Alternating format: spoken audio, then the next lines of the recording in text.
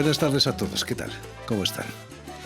Hemos pasado todo el fin de semana algo inquietos por las confusas noticias que nos llegaban de Rusia y del intento de golpe de Estado de los mercenarios de Wagner.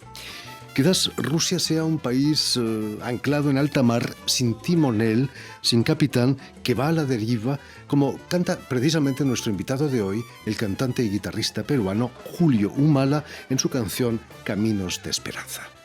Es mi país, un barco anclado en alta mar, sin timonel, sin capitán, a la deriva va. 200 años de frustración, de corrupción, de engaño cruel, de sueños truncos y de traición. Se abrieran los caminos de esperanza, un hombre nuevo, hijo de la tierra, que ha de sembrar justicia y paz, donde el amor sea luz que ilumine la Pachamama del sol. Se abrirán los caminos de esperanza, un hombre nuevo, hijo de la tierra, que ha de sembrar justicia y paz, donde el amor sea luz que ilumine la Pachamama del sol. Muy buenas tardes, Julio Humala. Bienvenido a Radio Francia Internacional. Gracias, Jordi. Feliz de estar en tu programa. Es un placer. Has venido maravillosamente acompañado por otro guitarrista, algo más joven, que se llama Amoray Humala. Lo conoces, me imagino, ¿no? Lo conozco hace 17 años.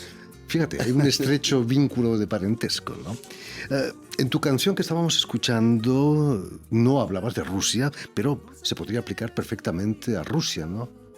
Y en muchos países del mundo, creo yo. Vivimos momentos muy confusos, muy complicados. Hay un reacomodo de los poderes económicos en el mundo y en la América Latina y en el Perú, precisamente, ¿no? Diana Boluarte, llegó al poder también en extrañas circunstancias, ¿no? Dina Boluarte, sí, vicepresidenta, que ha asumido las riendas del gobierno y ilegítimo, decimos, la mayoría de la gente sencilla del país, en alianza con una derecha bruta y achorada, así decimos de la derecha en el Perú, que hay una derecha decente también, que la hay en el Perú, pero no es la que tiene la alianza con Dina, y que ha generado cerca de 60 muertes innecesarias. Gente asesinada, jóvenes que salieron a protestar de Andahuaylas, de Ayacucho y de Puno. Precisamente ella empezó en la política en partidos de extrema izquierda casi, ¿no? Me decías que tenía un discurso más a la izquierda que Castillo. Sí, más radical, exactamente. Y entonces la sensación que se tiene y la convicción es de que ha traicionado ese discurso que ella asumió un tiempo, es decir, por un gobierno para los pobres, para los más necesitados. El Perú es un país con mucha diferencia económica, clasista y hasta racista ahora, lamentablemente, ¿no? Lástima porque con el fin de la guerra de Sendero Luminoso, Perú se ha convertido en un país muy atractivo, ¿no? Para el turismo. Incluso tenéis el mejor restaurante del mundo desde hace poco. Sí. Lastimosamente eso encarece el costo de la comida en general para los peruanos, pero tenemos un país diverso. 100 de los 120 microclimas que hay en el mundo, dicen los expertos que los tenemos en el Perú. 4.000 variedades de papa, variedad de productos de fruta y de la quinoa diversa y el maíz diverso. Y por eso la culinaria diversa que tenemos, pero en música también somos diversos. Mira, que hay música que tiene raíces prehispánicas, como el huayno y la diversidad de danzas en Puno, y la música que desciende del vals vienés, por ejemplo, que va de acá de este lado del mundo y que se hace un vals criollo, o la zamacueca o el aporte africano en el Perú, que es singular, distinto al resultado que tiene en América del Centro, por ejemplo. Somos diversos en música y danzas. Hay que defender esas raíces, ¿no? Hay que defenderlas, hay que generar además que la gente conozca. Hemos tenido la desgracia en el Perú de tener una clase dirigente que no conoce el Perú, que mira más al extranjero, tiene la barriga en el Perú, engorda en el Perú, pero tiene sus necesidades y su mirada más hacia el extranjero, ¿no? Entonces es un país complicado, un país que podría ser un país enorme, singular y rico, porque tenemos recursos, un país que fue el escenario de una gran organización social como la que fue el Tahuantinsuyo, la de los incas, que eran sabios en muchas cosas, más sabios que nosotros, y que respetaban a la madre tierra, a la Pachamama, y que vivían en comunión con el resto del cosmos, de la tierra, y bendecían a la salida del agua de los puquiales y al dios Sol. Felizmente, parte de esa cosmovisión todavía queda. Mira, yo soy de la zona del centro-sur de los Andes y todavía solemos hacer la ofrenda a la tierra. Permíteme, Julio, que recuerde a nuestros oyentes que has nacido en la ciudad de Cora Cora, en Parinacochas, si no me equivoco, en la provincia, departamento de Ayacucho, y una localidad que está a más de 3.000 metros sobre el nivel del mar. Hace fresquito por allí, ¿no? Nosotros decimos que somos pastores de cóndores. Y a veces exageramos, decimos que los cóndores vuelan con una chalina de lana y vicuña, ¿no? Y a veces vemos a las nubes debajo de donde estamos, porque claro, hay unas quebradas y las nubes se asientan y están efectivamente debajo de nosotros. Por Y encima de espantamos las nubes. nubes a ponchazos, ¿no? Fantástico. He leído que ya de niño la música era importante para ti. ¿De dónde salió esa inclinación? ¿En tu casa había músicos, quizás? Pero mi padre no, mi padre es un hombre de campo muy disciplinado, pero el entorno. Cora Cora es un pueblo pequeño en que se ha cultivado siempre la música, la guitarra, el canto romántico en yarabíes, y los amigos míos, la influencia de un tío, hermano de mi madre, Alfonso Lema, y él me encaminó, se dio cuenta que yo tenía vocación por la guitarra y por la música, porque era mal visto, mira, se decía que el músico es irresponsable, mujeriego, mal estudiante, no les faltaba razón. Muchos tomaron el camino equivocado, Más y cigala el que hormiga, alcohol, ¿no? el trago también, ¿no? Yo soy de la generación que rompió un poco ese estigma del músico, ¿no? Mi padre no aceptaba la vocación mía, pero mi tío sí. Entonces me apoyaba en la vocación por la guitarra. Me regaló la primera guitarra y me decía, vente acá a la casa. Tu papá es muy serio, un hombre de campo, no va a entender esto. Entonces tuve ese apoyo que permitió luego que, bueno, me dedicara a la guitarra a tiempo completo. A tu padre le hubiera gustado que estudiases veterinaria, por ejemplo, ¿no? Sí, sí, esa era la intención. Ingresé a San Marcos, primero a Ciencias Sociales, pasé el traslado interno, pero finalmente la lectura de las obras de Arguedas y entender a través de la antropología la importancia que tiene la cultura en un país como el nuestro. Entonces me quedé. Y paralelamente ya hacía música con algunos amigos, digamos, más formalmente. Con mi hermano formamos el grupo Arguedas y empezamos a activar, y luego nos vinimos a Europa y fue un poco el quiebre, ¿no? Es decir, la importancia que tiene la música en un país como el nuestro, y finalmente me dedico a tiempo completo a la música ahora. No fue por casualidad que bautizasteis vuestro dúo con Walter Guamala, José María Arguedas, ¿no? Escritor, pero también antropólogo. ¿Qué importancia tiene la antropología en la música? Sobre todo en la música andina. Mucha, ¿no? Bueno, Arguedas es el que nos abre los ojos para entender la importancia que tiene la música y a partir de la música afirmar nuestra identidad. Los años de colonia han significado digamos, un problema complejo en el poblador del Ande, ¿no? Sentirnos inferiores, y el color de la piel, el tipo de rostro, y el afirmar la cultura entonces nos hace un poco más seguros, o sea, es la identidad nacional, esto que está venido a menos, que se nos ha hecho creer que es inferior todo lo que produce el hombre de los Andes, ¿no? Y eso resultó de la colonia, que hasta ahora no hemos superado, increíblemente. Por eso existe racismo fuerte, acentuado en el Perú. Quizás esa sea la razón por la que formas parte del Comité Permanente de Congresos de Música Ayacuchana, ¿no? ¿Cómo son esos congresos? Ya lleváis más de media docena, ¿no? Sí, tenemos 8 congresos exitosos, diría yo, con la participación de mucha gente, académicos que han visitado desde el extranjero. En Coracora hicimos uno, invité a gente que vino desde Estados Unidos, un investigador sobre la música ayacuchana en los años de violencia. Y yo creo, estoy convencido que estos congresos han impulsado otra vez el renacimiento, la difusión de la música ayacuchana. Ahora el aniversario de Ayacucho se celebra con eventos masivos de música en la plaza. Hace unos años, antes del Congreso, no se daba así. Yo creo que ha contribuido, además de otras circunstancias seguramente, ¿no? Además, el charango, por ejemplo, es el instrumento puramente andino. En 2016 vas a organizar el primer Festival Internacional de Charango, ¿no? ¿De cuántos países vinieron? Fueron de la Argentina, de Bolivia, el maestro Coca, de Chile y de Colombia. Colombia, que es un país, digamos, que no tiene tradicionalmente el uso del charango, pero hay jóvenes que están cultivándolo. En Japón, en México hay una sociedad de charanguistas. Este pequeño cordófono, bellísimo. ¿No? Japón hacen flamenco, jazz, sí, sí. Increíble. No sé si es una tradición andina, pero tú practicas el canto campero. Cuéntanos, ¿qué es el canto campero? En Coracora, la actividad principal es la actividad del campo. Yo he crecido encima de un caballo. Estoy en el vientre de mi madre, ella está en estado y ella está montada en un caballo. Entonces yo cuando a los amigos les digo, yo antes de nacer ya montaba caballo, no estoy mintiendo. Y he crecido para ayudar a mi padre. Teníamos caballos, había que llevar el ganado de un sitio a otro. Y luego la afición por la música me hizo pensar que podía crear un evento llamado Canto Campero. Permíteme, Julio, vamos a ver y escuchar lo que es el canto campero.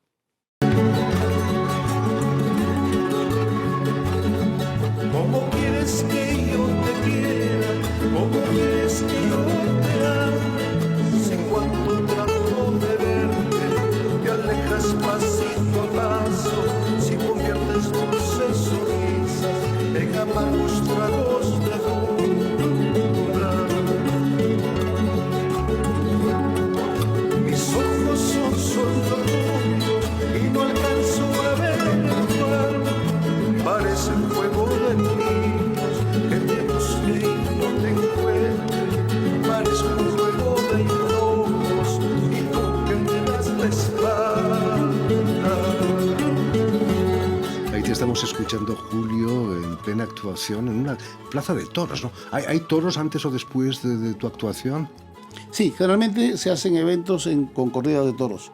No necesariamente con toros de muerte, ¿no? Estuve hace poco en una zona que se llama Chumbivilcas, que hay mucha afición por la corrida de toros, pero no los matan a los toros y por la música. Entonces me invitaron a hacer el canto campero y suelo cantar en varios lugares. Ahora hay varios intérpretes que lo hacen, ¿no? Inclusive mujeres, ¿ah? Hay que ser muy buen jinete para poder cantar y controlar el caballo, ¿no? Efectivamente, hay que haber tenido la experiencia de montar desde pequeño para hacerlo bien, porque claro, uno no está domando al caballo cuando uno canta, mira a la gente y está con el micrófono en la mano. Solamente una mano toma las riendas y la cintura y las piernas, ¿no? No está mal. Además, tienes que hacerlo marchar al paso. Creo que es el ejercicio más difícil, ¿no? Para un caballo, mantenerlo al paso. Sí, el caballo peruano de paso es el más suave de silla del mundo.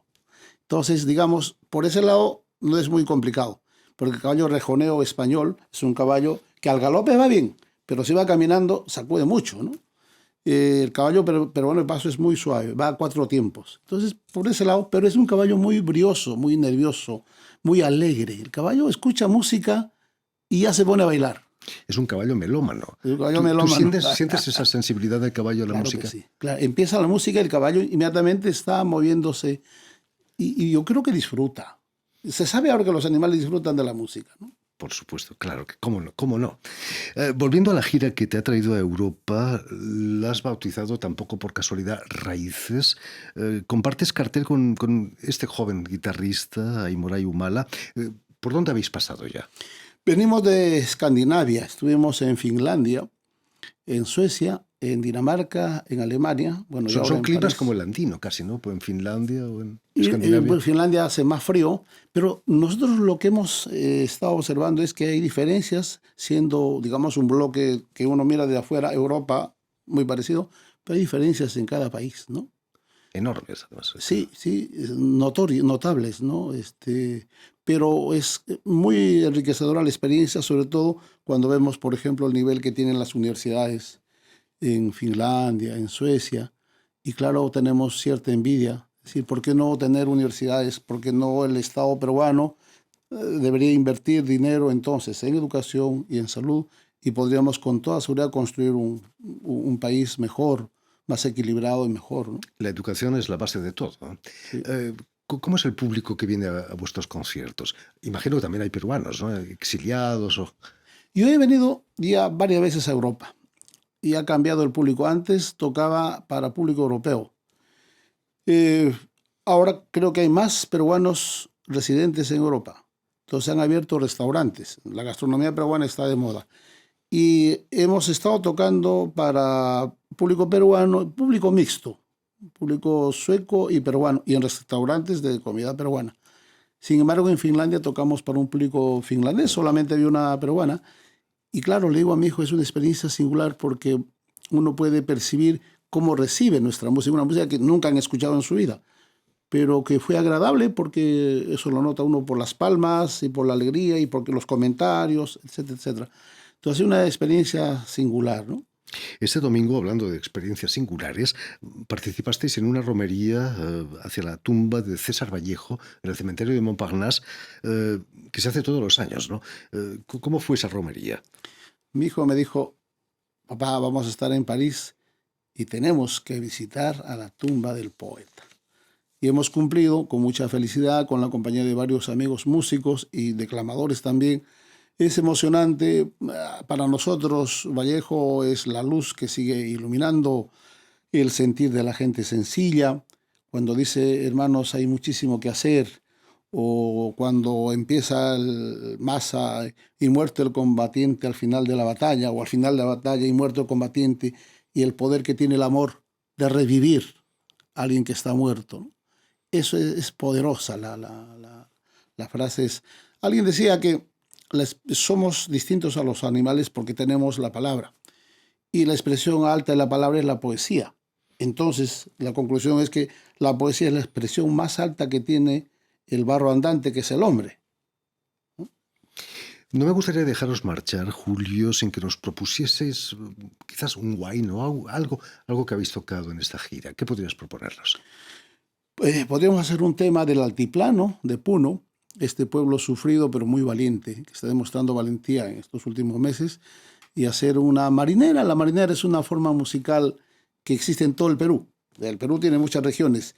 Los huaynos son de la zona andina, el vals es de la costa, ¿no? Y en la Amazonía hay otro tipo de música, pero la marinera existe en todas las regiones. Entonces haremos una marinera, pero esta es una versión puneña, Ciudad del Lago. Un baile muy elegante, ¿no? Con el pañuelo. Muy bonito, que tiene mucha influencia española seguramente, ¿no? De las sevillanas, por la forma en que se pone el pañuelo, la forma de erguirse. Increíble. Julio Humala, acompañado también por Amoray Humala.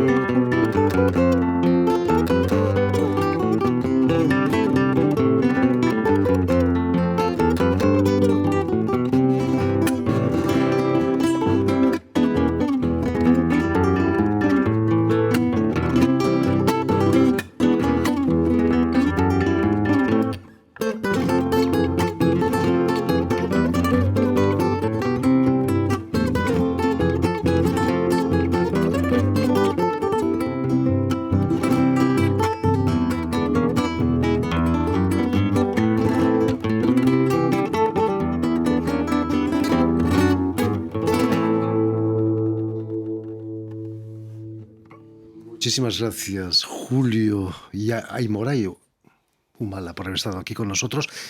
Me han dado ganas de sacarme el pañuelo y ponerme a bailar. Bailo muy mal la marinera, pero me trajeron un pañuelo precisamente unos peruanos. O sea, lo tengo arriba en la redacción del pañuelo para bailar marinera. Permíteme también que dé las gracias a Jan Bourdelas y a Jérémy Buchet, quienes se han ocupado hoy de la realización del programa. Y También saludar a nuestros telespectadores, porque también los tenemos, que nos siguen en toda América Latina, en Perú, seguro que también, gracias a la cadena Unión Continental Latinoamérica, es la cadena de la OEA, la Organización de Estados Americanos, y una red que se llama TAL, que reúne televisoras públicas y universitarias de América Latina.